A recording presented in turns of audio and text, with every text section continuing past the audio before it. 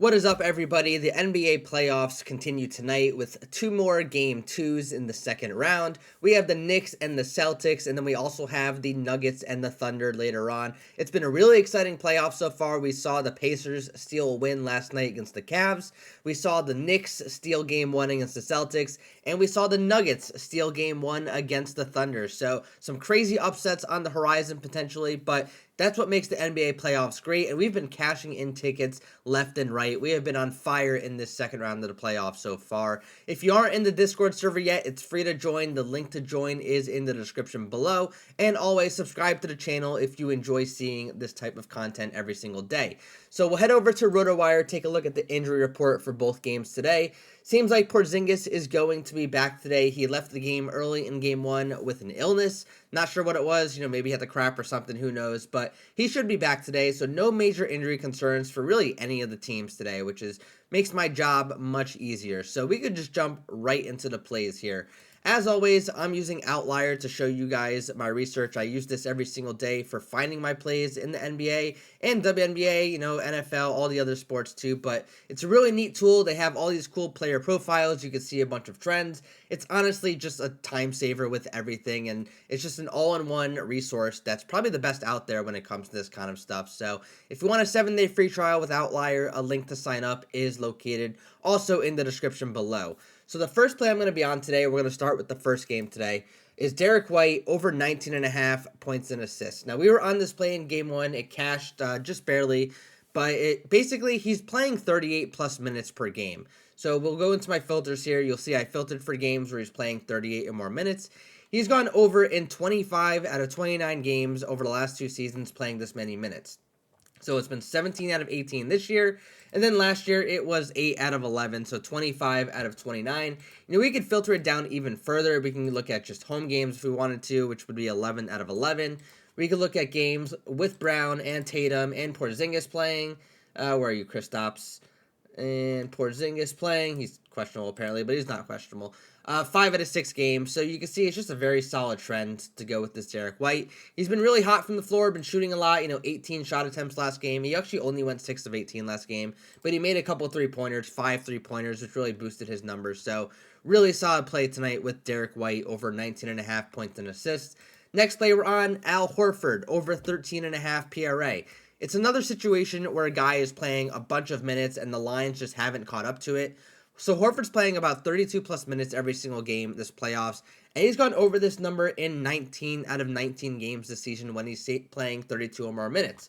So we'll see here, I filtered 32 or more minutes, 19 out of 19 games, and recently games been playing like 34, 35 minutes, but basically I went conservative, went with 32 minutes. I could even drop it down to like 30 minutes, and it goes to 30 out of 31 games. So just a solid play nonetheless. We're only hoping for 13.5 PRA. He's averaging, averaging 20.9, 21 PRA in the sample size. Granted, this is boosted by a few games. I assume Porzingis was out, so we'll go games with Porzingis, with Brown, with Tatum. 6 of 6, averaging 17 PRA, so that's around what we could expect from Al Horford tonight. Third play from the same game, Josh Hart over 25.5 PRA. Another situation here. He's playing 34 plus minutes a game, and he averages 30.5 PRA in games where he's playing 34 or more minutes. He's gone over in 52 out of 64 games this season when he's playing this many minutes. So, quite honestly, just the same situation as the other couple of players. Playing a bunch of minutes, the Lions haven't caught up to it yet, so we're getting some decent value on Josh Hart here.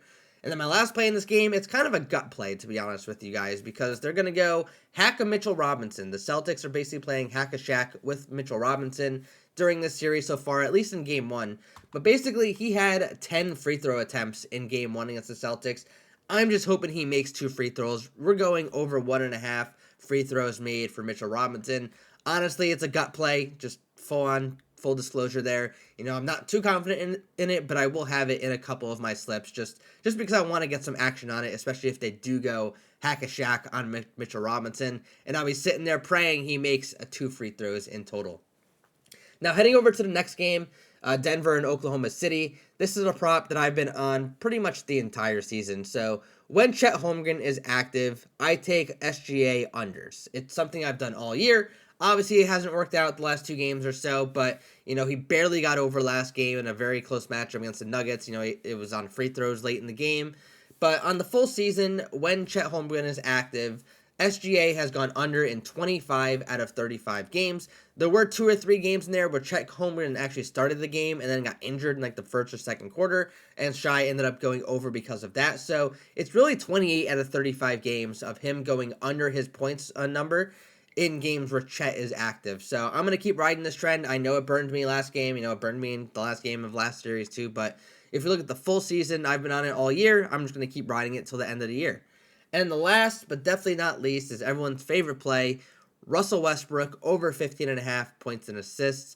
I'm going to keep riding this train. So if we look at basically games where he's playing 25 or more minutes this year, he's gone over in 33 out of 40 games, and that's with Murray and Jokic active. So if I take Murray and Jokic out, 46 out of 54, but obviously that skews the results a little bit, so I have to look at games where both Jamal Murray and Nikola Jokic are playing because the usage is going to be equal, basically like a normal rotation for them. But anyways, over in 33 out of 40 games in this situation, and the two of them active, averaging 20.4 points and assists per game when the number is 15.5. He had 20 last game. He's on a nice run here. He actually didn't shoot the 3-ball well last game, only 1 of 5, which was actually really reassuring because I wasn't sure if his results have been skewed based on some hot 3-point shooting in the first series against the Clippers, but it seems like that wasn't the case. He's just being extra aggressive, driving to the hole, getting to the free throw line, and if he does make a couple threes, it is a bonus for us. So that's all of my plays for today. As always, subscribe to the channel like I mentioned before if you want to see this content every day. Join the free Discord server if you want to see more of my picks. We do a community slip every day where you go in there, you post your top plays, I'll make a slip with it, and if it hits, I'll give away the money. And then also just go in there and post your plays too. It's a totally open community. Just go in, drop your slips, talk to people. It's a really great place to be. But best of luck on your plays tonight, and thank you for watching.